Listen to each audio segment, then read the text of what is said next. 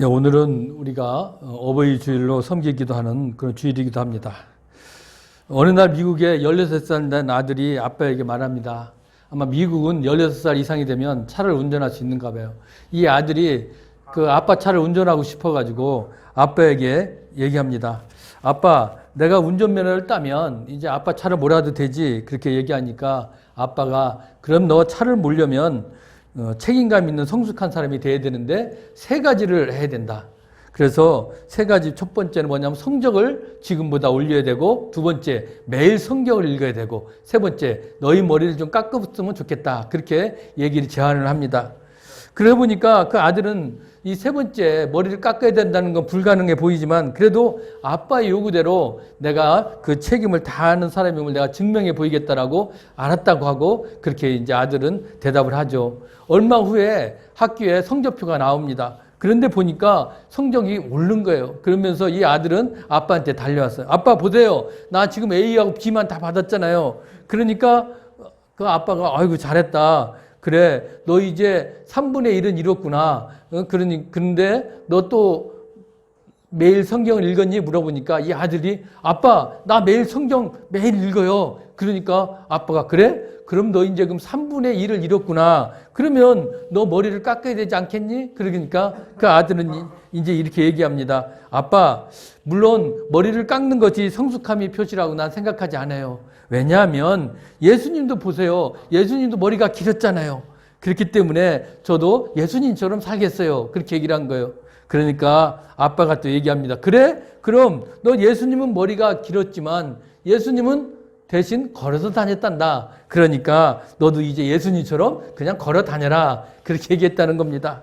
어떻게 보면 우리가 이 자녀들을 키우다 보면 그런 자기의 요구를 이루려고 여러 가지 아이들이 자신의 논리를 내세우고 부모님의 뜻에 순종하지 않으려고 하는 그런 변명과 핑계를 내세우는 자녀들이 우리가 있다는 겁니다. 여러분, 때로는 그 논리와 변명에 일리가 있습니다. 그렇지만 중요한 것은 뭐예요? 바로 부모님의 뜻을 존중하고 부모님이 무엇을 원하는가 얼마나 내가 깨닫고 살아가느냐는 겁니다. 여러분, 우리가 성경도 마찬가지입니다. 우리가 성경을 보면서도 내 자기 중심으로 성경을 해석하고 이렇게 하면 어떻게 돼요? 그것도 다른 길로 갈 수가 있다는 겁니다. 이단이 왜 생깁니까? 성경 한 본문 구절을 자기 나름대로 해석해서 그것을 전하다 보니까 원래의 뜻에 어긋나는 그런 이상한 데로 빠지지 않습니까? 마찬가지입니다.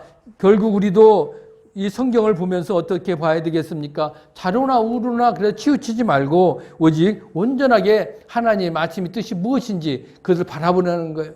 그런데 이 바리새인들이 어땠냐면 바리새인들도 마찬가지로 자신들의 그 의견에 맞는 그렇게 말씀으로 성경을 해석한 겁니다. 그러다 보니까 어떻게 해요? 이 말씀이 오역하게 되는 거예요.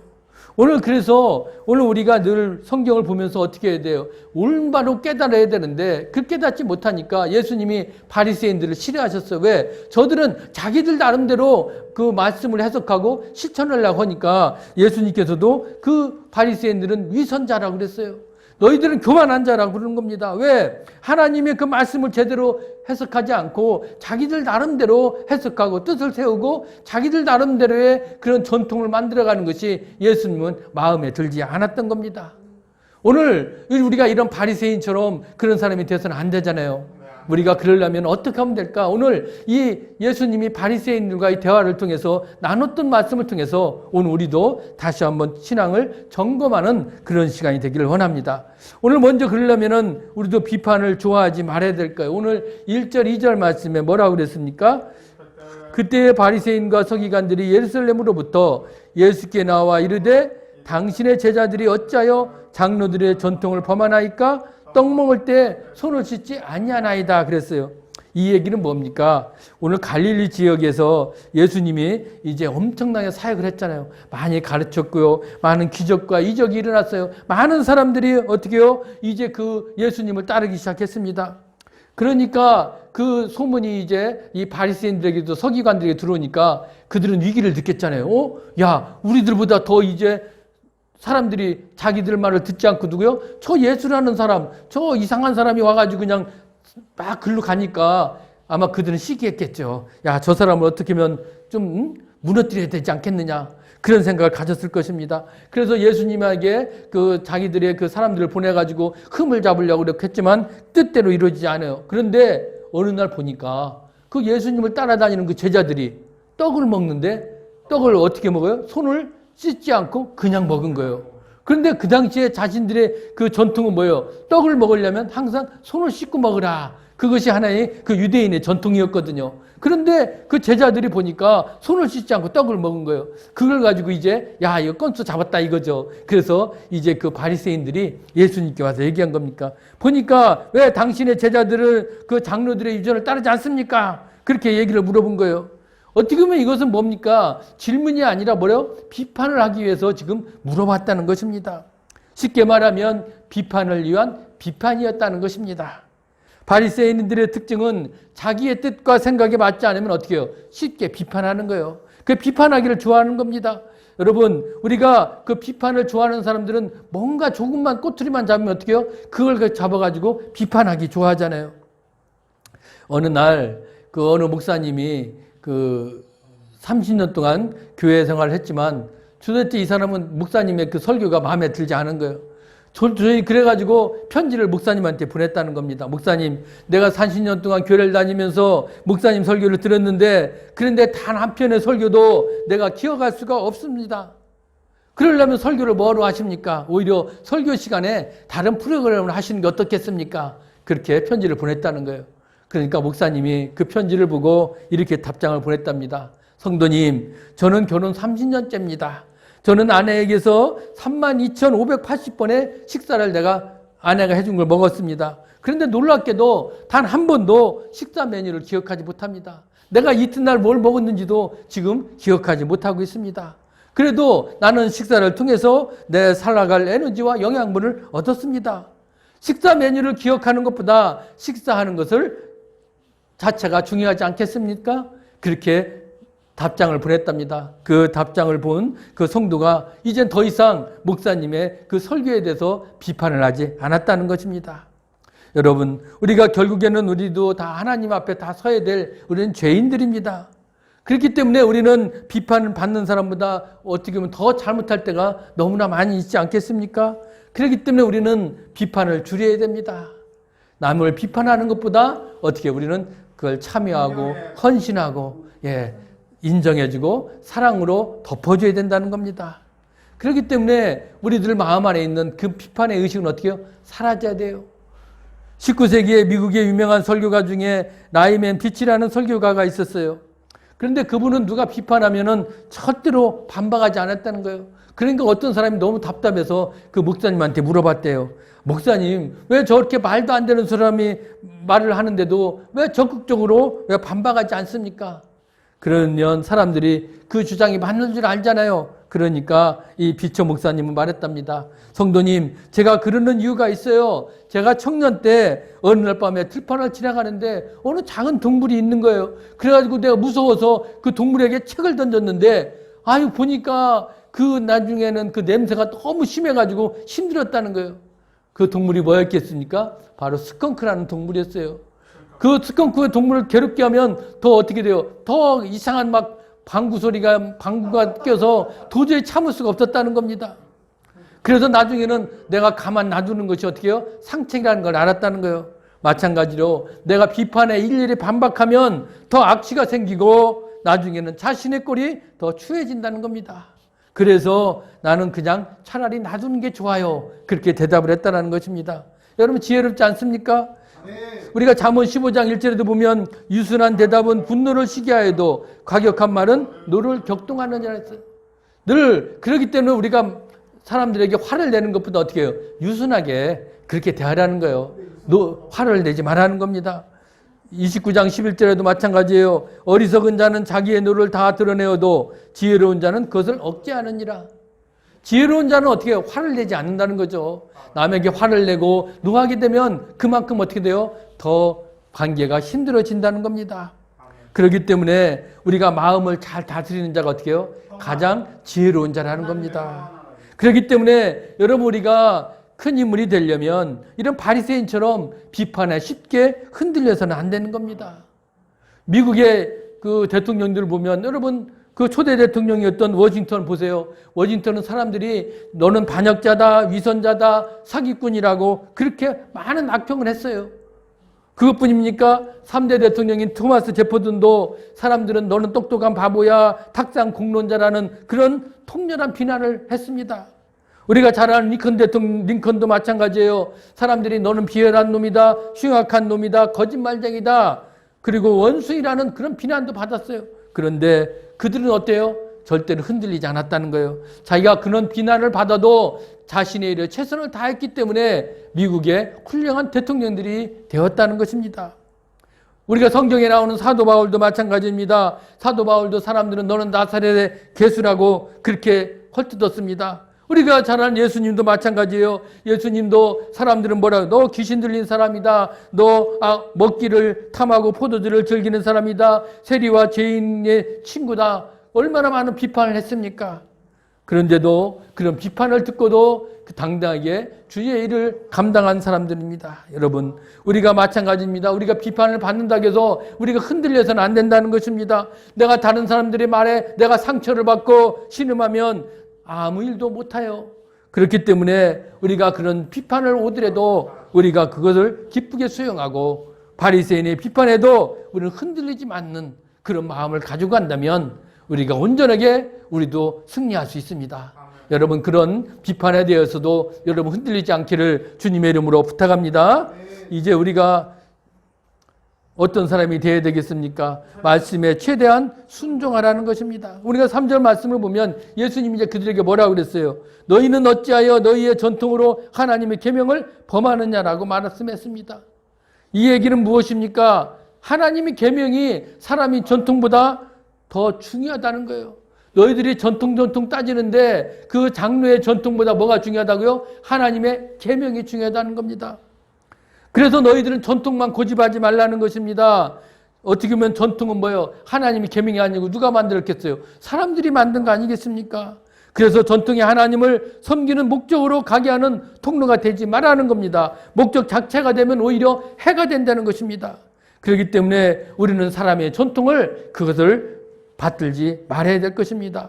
그런데 오늘 예수님은 이 바리새인과 서기관들이 오늘 전통보다 계명이 더 중요하다고 말하면서 어떤 얘기를 합니까? 오늘과 잘 아는 제 10계명 중에 제 5계명을 얘기하고 있어요. 그게 오늘 4절에 뭐라고 그래요? 내 부모를 공경하라. 여러분, 10계명의 5번째가 뭐예요? 이 내 부모를 공경하라는 거예요. 우리가 10계명 중에 첫 번째에서 네 번째까지는 하나님에 대한 계명입니다. 그런데 5번째부터 우리가 10번째까지는 우리 인간 사이의 관계의 계명이에요. 그 중에 제일 먼저 중요한 것이 뭐예요? 이 내 부모를 공경하라는 것입니다. 그렇기 때문에 이 부모를 공경하라는 뜻이 우리가 얼마나 중요한지를 다시 한번 새기는 거예요. 그래서 오늘 5절, 6절에 뭐라고 합니까? 너희는 이르되 누구든지 아버지에게나 어머니에게 말하기를 내가 드려 유익하게 할 것이 하나님께 드림이 되었다고 하기만 하면 그 부모를 공경할 것이 없다여 너희의 전통으로 하나님의 말씀을 폐하는도다. 오늘 이렇게 말씀하신 겁니다. 구약시대 유대인들은 부모님께 당연히 드려야 할 것도 하나님께 드렸다라고 하면 부모님께 드리지 않는 그런 전통을 세운 거예요. 어떻게 보면 좀 좋지 않은 거죠. 자신의 부모님한테 드려야 될 걸 나 하나님한테 드렸다 그러면 하나님께 드리면 됐지. 그럼 부모님은 드리지 않아도 된다는 그런 생각을 가지도록 만든 겁니다. 어떻게 보면 아주 교묘하게 그 부모님을 공경하는 것을 좀 약하게 만든 거예요. 그런데 오늘 6절에서 오늘 분명히 예수님께서는 지적한 거예요. 너희들이 부모를 공경할 것이 없다여 너희의 전통으로 하나님 말씀을 폐하는도다. 하나님의 말씀 계명 중에 뭐라요? 내 부모를 공경하라. 분명히 그렇게 했는데 너희들이 부모를 공경하지 않는 거 문제가 있다라는 것입니다. 그것은 무엇을 얘기하고 있습니까? 바로 이 부모님에 대한 이 효도, 그것이 하나님 말씀과 똑같다라는 것입니다. 여러분, 그렇기 때문에 우리가 부모님 섬기는 것을 하나님 섬기는 것처럼 중요하게 생각해야 될 줄 믿습니다. 여러분들도 우리가 부모를 여러분 공경하는 거, 우리가 하나님을 공경하는 것처럼 그렇게 부모님을 공경해야 될 줄 믿습니다. 예, 우리가 잘 아는 그림 형제의 우화에 이런 이야기가 나와요. 어느 가정에 한 노인과 그리고 아들 부부와 4살짜리 손자와 함께 살았습니다. 어느 날 이 노인이 이제 식사를 하는데 눈이 침침하니까 음식을 먹으면서 어떻게 자꾸 흘리는 거예요.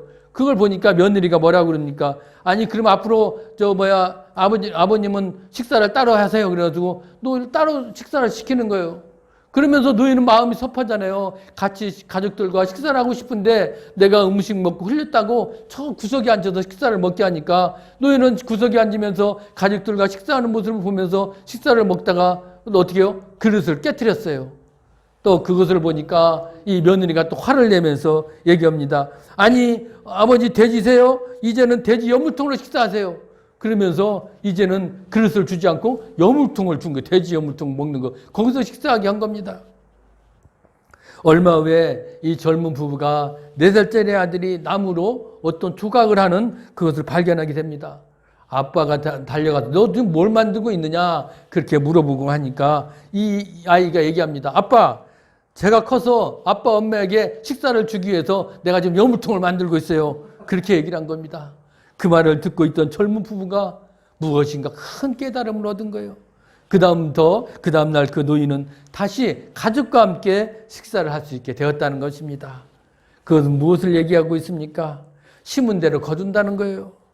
부모를 공경하는 사람은 자식들한테 존경을 받습니다. 부모를 공경하지 않는 사람은 반드시 저주를 받는다는 거예요.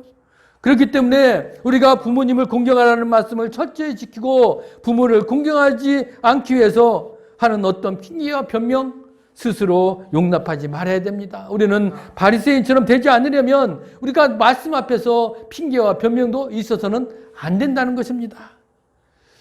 저는 그렇기 때문에 우리가 부모를 공경한다는 게 말로만 하는 게 아니라 실천으로 보여줘야 되는 것이죠. 오늘 우리가 죄송하지만 우리 구혜수 집사님 보면 참 그 연세 나이에 지금 그 시어머님을 모시고 산다는 게 쉬운 일이 아니잖아요. 다 그 삼시세끼 식사를 대접하려고 그렇게 섬기는 모습을 보면 그만큼 부모를 공경하는 마음은 얼마나 대단한지요. 우리가 그런 모습을 배워야 된다는 겁니다. 우리가 이처럼 종교의 위선은 부모를 공경을 거절하기를 그런 것을 행동을 당연하다고 그렇게 만들어버리는 거예요. 그런 위선이 우리에게 있어서는 안 되는 겁니다. 그렇기 때문에 오늘 우리 근본적인 법칙은 뭐예요? 부모를 공경하라는 거예요. 예, 우리가 부모를 다 공경하는 여러분들이 되기를 주님의 이름으로 부탁합니다. 이제 우리가 또 그렇게 되지 않겠려면 진실한 마음을 가져야 됩니다. 오늘 7절, 8절, 9절의 말씀이 뭐냐면 외식하는 자들아. 오늘 그 바리새인들 서기관들은 너희들 뭐라고요? 외식하는 자들이라는 거예요. 그래서 뭐라고요? 너희들이 입술로는 나를 공경하되 마음은 내게서 멀도다. 사람의 계명으로 교훈을 삼아 가르치니 나를 헛되이 경배하는도다 하였느니라 하시라고 말씀하고 있습니다. 이 얘기는 뭡니까? 내 입술로는 말을 하는데 행동은 그렇지 않게 하는 거. 여러분 그런 것도 문제라는 거예요. 그렇기 때문에 주님은 입은 있지만 너희들이 손은 없다는 것입니다. 말은 있지만 행동은 없는 그런 외식. 주님은 싫어하시는 거예요. 여러분 우리가 입이 있어서 말을 제대로 하면 어떻게 해요? 그 말대로 어떻게 해요? 행동도 그대로 해야 된다는 거예요. 그냥 입은 있고 말은 막 하지만 행동이 없고 그리고 손은 없으면 뭐예요? 아무 소용이 없다는 것입니다. 그렇기 때문에 어느 여자가 남편에게 사랑한다는 말을 잘해요. 사랑한다는 말 잘하는 여자가 있었는데 이 여자는 결혼을 6번이나 했다는 거예요. 그건 뭐예요? 사랑한다는 말만 잘했지만 진정 마음으로는 어떻게 해요? 남편을 진심으로 사랑하지 않았다는 것입니다. 그렇기 때문에 우리가 입으로만 그냥 하는 거 필요가 없습니다. 행동이 필요하다는 거예요. 그러면 입으로만 하는 사람은 바로 가롯 유다 같은 그런 사람입니다. 가롯 유다는 예수님에게 키스를 했어요. 그건 뭐예요? 예수님 사랑합니다. 그런 표시 아니겠어요? 그런데 그가 어떻게 했어요? 바로 배반하지 않았습니까? 그리고 그는 결국 비참하게 죽었다는 것입니다. 오늘 주님은 전통을 잘 지키는 것보다 진실한 마음을 드리는 것, 그것을 원하고 계시고 있습니다. 오늘 바리새인들은 전통으로 감동을 만들기보다 그들은 갈등을 만들었다는 거예요. 바리새인은 삶의 기준이 바로 어디에 있겠습니까? 자기 자신에 준 겁니다. 그래서 옳은 것도 자기 자신이 맞지 않으면 뭐라고요? 틀리다고 하고, 만약에 틀린 것도 내가 자기 자신이 맞으면 그건 맞다. 그렇게 얘기한 겁니다. 그렇기 때문에 우리들에게 가장 무서운 병이 무엇일까요? 바로 자기 중심입니다. 자기 중심주의로 살아가면 내 마음은 마음으로 말씀도 해석하고 판단하고 내 다른 사람도 내 마음대로 내 중심으로 판단하고 비판하고 비난하는 거예요. 그래서는 안 된다는 것입니다. 여러분, 그렇기 때문에 오늘 우리가 어떤 마음 중심으로 살아야 될지를 늘 생각해야 돼요. 어떤 목사님이 고백합니다. 그분이 갓 결혼했을 때 아내가 사랑스러워서 방도 닦아주고 설거지도 않고 연탄불도 갈아줬어요. 그런데 어느 날 그 집에 어머니가 방문했어요. 아니, 설거지하는 아들을 보고 어머니가 화를 내며 얘기한 겁니다. 야, 네가 우리 가문이 어떤 가문인지 아느냐? 3대 정승과 6대 대제학을 지낸 가문이다. 그런데 사내가 부엌에서 아녀져가는 설거지나 하고 있으니 그게 어떻게 된 일이냐 하면서 꾸짖으니까 이 아들이 그때부터 부엌에 들어가지 않았습니다. 설거지를 않고 이제 그는 그 집 가문의 전통을 따르게 됩니다. 그가 나중에 이제 신학을 하게 되고 이제 하나님의 말씀을 보게 되니까 얼마나 자기가 아내를 사랑하지 못했던 것을 회개하게 됩니다. 좋은 전통이라고 전통에만 매이지 말아야 된다는 것들을 깨닫게 된 겁니다. 그렇기 때문에 여러분, 그 전통, 거기에 따랐던 자신이 바로 바리새인이었구나, 그렇게 깨닫게 되는 겁니다. 그래서 그가 나중에는 그걸 깨닫고 이제 더 아내를 사랑해주고 집안일도 다 도와줬다는 것입니다. 여러분, 우리가 살아가면서 교회 생활도 마찬가지입니다. 질서도 지키고 나이와 기득권도 존중해주고 직분과 자리도 존중해주고 교회 방침과 교회 전통도 존중해줘야 됩니다. 늘 우리들 마음 가운데 그런 관용과 그리고 열린 마음이 필요하다는 겁니다. 그런 마음을 가지고 우리가 살아가야 된다는 거예요. 내 안에 있는 위선이 있다면 그것을 어떻게 과감히 벗어버리자는 것입니다. 내 마음에 위선이 가득 차 있다면 어떻게 될까요? 그것은 바로 바리새인적으로 남을 비판하게 되고 비난하게 되고 그리고 전통에 사로잡혀서 그렇게 살아갈 수밖에 없을 것입니다. 우리는 그런 잘난 척하는 그런 사람이 되지 맙시다. 오직 우리는 진실한 하나님의 말씀에 우리가 한 걸음 나아가는 그런 삶을 살아가야 됩니다. 교만과 허영과 사치와 위선이 있다면 우리는 그걸 다 벗어버려야 될 줄 믿습니다. 바로 그런 삶에 빠지게 되면 이제 우리는 주체적인 삶이 되지 못하고 유형과 외형에 따라서 자기가 없는 삶을 살게 될 것입니다. 그런 인생은 허무한 인생이 되고 말고 위선의 옷을 입는 그런 삶이 된다는 겁니다. 이제 우리는 그것을 벗어봅시다. 벗어버려야 됩니다. 그래서 이제 우리는 어떻게 해요? 이제 우리가 위선과 교만의 병을 다 치유받아서 이제 하나님의 은혜로 그 병을 치유받아서 우리가 살아가자는 겁니다. 오늘 그러려면 우리가 오늘 본문 말씀처럼 어떻게 살아야 된다고요? 남을 비판하지 말자라는 것입니다. 우리가 형식적인 하나님 말씀으로 전통을 세워가는 그런 걸 벗어버리길 바랍니다. 그리고 어떻게 해야 될까요? 이제 우리는 하나님의 말씀대로 살아야 돼요. 우리가 부모를 공경하라는 거, 그게 바로 하나님의 말씀 아닙니까? 하나님 말씀대로 살아가려면 우리가 하나님 말씀의 그런 뜻대로 그 계명을 지키는 자가 되어야 될 줄 믿습니다. 위선적이고 장로들의 전통을 따르는 게 아니라 우리는 하나님 말씀대로 살아가야 되기 때문에 부모님도 공경하는 그런 삶을 살아가시길 바랍니다. 그리고 이제 우리는 어떻게 해야 될까요? 이제 우리는 하나님 말씀 관계를 깨달으면 이제 우리는 교회, 이 나라 제도가 하나님의 뜻대로 아름답게 만들어가야 됩니다. 그러려면 어떻게 해요? 진실된 마음으로 나아가자는 겁니다. 내 마음 안에 그런 위선적인 거 다 벗어버리길 바랍니다. 오직 진실된 마음, 주님만 바라보는 마음, 그런 마음으로 함께 나아갈 때 이제 우리가 믿음으로 진실하게 살고 또 부모님을 공경함으로써 이제 하나님 나라의 축복을 받는 여러분들 그런 귀하고 복된 삶이 다 되시기를 주의 이름으로 간절히 축원합니다. 아멘.